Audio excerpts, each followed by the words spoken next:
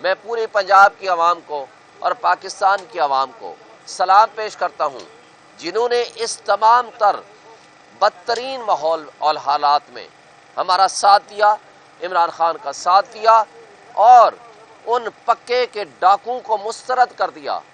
مگر راستے کی رکاوٹ اسٹیبلشمنٹ، راستے کی رکاوٹ ہماری کرپٹ بیوروکریسی، راستے کی رکاوٹ ہماری یہ الیکشن کمیشن آف پاکستان، انہوں نے راستے میں عوام کے فیصلوں کو ریجیکٹ کرنے میں اور عوام کے فیصلوں کو ایکسیپٹ کرانے میں یہ راستے میں رکاوٹ ہے۔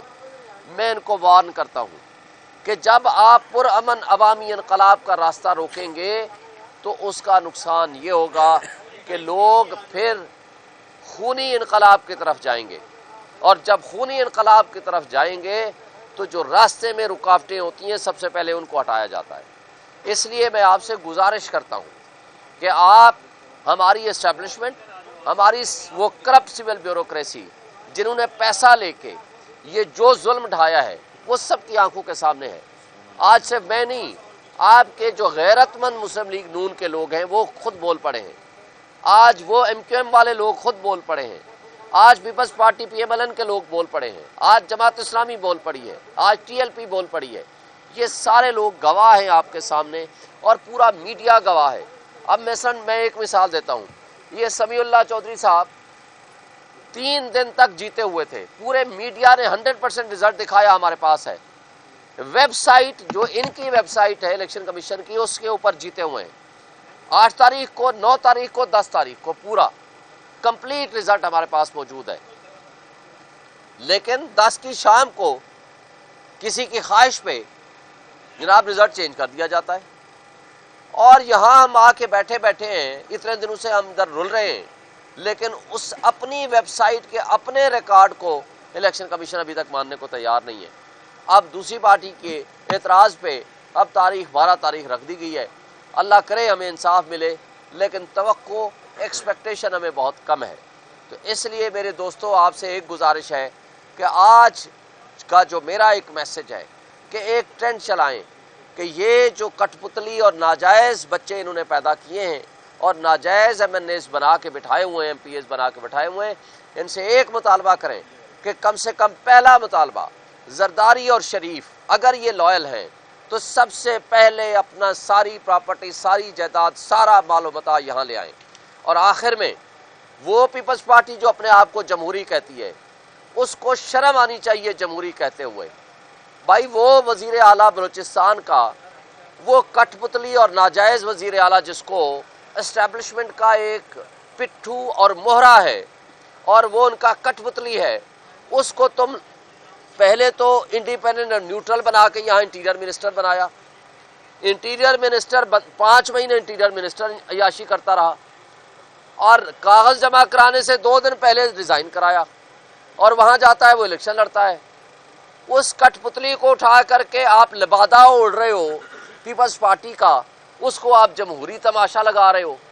بڑے افسوس سے کہنا پڑتا ہے کہ آپ اتنا گر گئے ہو کسی کے قدموں میں کہ آپ کو اپنی شرم و حیا ختم ہوگی۔ آپ کو نہیں پتا وہ کس کا نمائندہ ہے، آپ کو نہیں پتا کہ کل وہ اپنے آپ کو نیوٹرل کہتا تھا، کل وہ کسی کا نمائندہ اور کا تھا، اور آج آپ کا نمائندے کے طور پر آ چکا ہے۔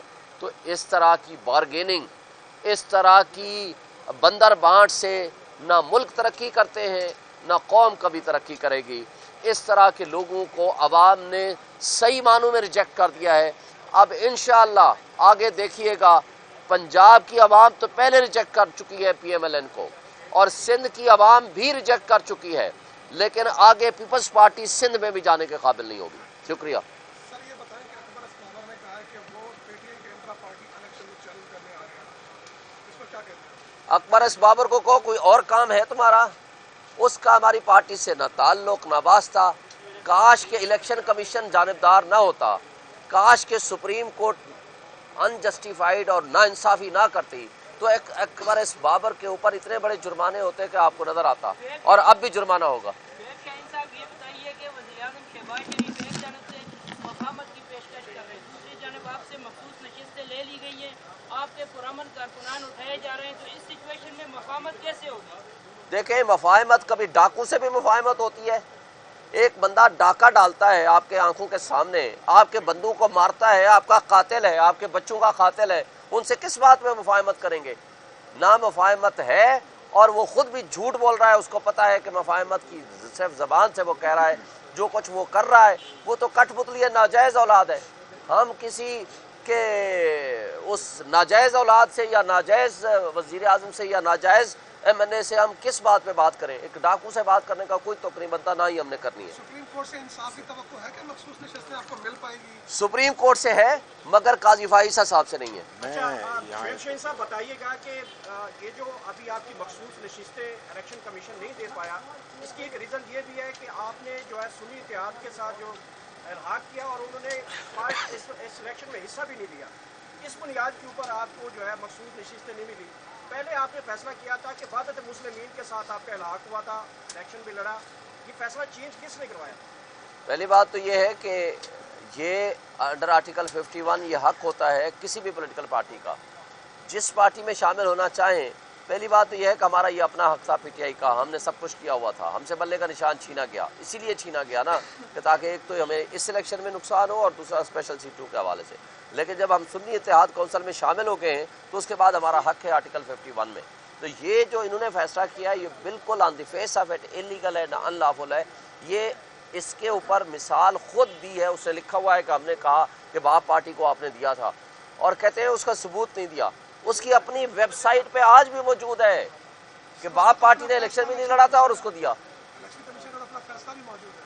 جی ان کا اپنا فیصلہ موجود ہے، ان کے باپ پارٹی کی پریسیڈنٹ موجود ہے، لاہور ہائی کورٹ کا فیصلہ موجود ہے، لیکن بدنیتی جب ہوتی ہے نا تو پھر اس طرح کے فیصلے آتے ہیں۔ Thank you.